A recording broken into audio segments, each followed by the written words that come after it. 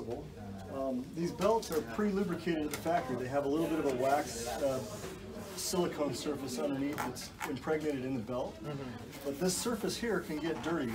If you want to be able to make sure you keep that clean, you can take just a cloth and wipe underneath on both sides.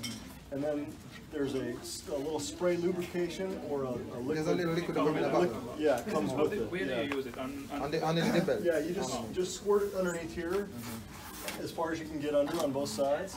And then as the belt works back, as it runs, it will actually spread itself out automatically. And it will keep that belt pretty well lubricated. You only need to do that maybe once every 6 months. Depends on how much use it gets. But in a home setting, once every 6 months should be plenty of that also lubrication. Can hold dust as well. Pardon me? That also can hold dust as well. Yeah, yeah.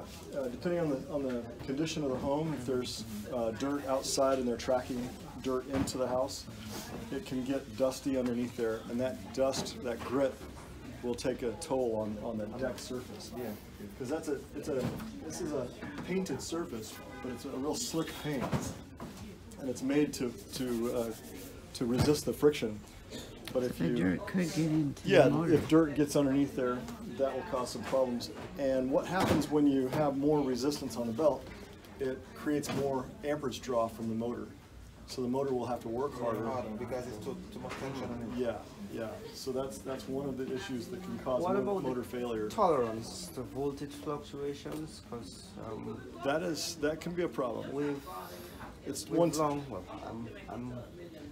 I won't call myself a visitor anymore, but it's 110 volt here, right? Yeah, but the power supply is not necessarily the most. But you see, most of the time when we go to install them, we actually plugs the power cord directly into an outlet, but probably some people move them and use an extension cord, which is not to be recommended. Yeah, you shouldn't have an extension. Some people probably does that. Yeah, these cords are real thick cords. They should be used directly like you have it here. Yeah. In some countries, we have people use a power supply that regulates that voltage, so that it kind of smooths out the voltage. If you have a spike, it will take that spike out.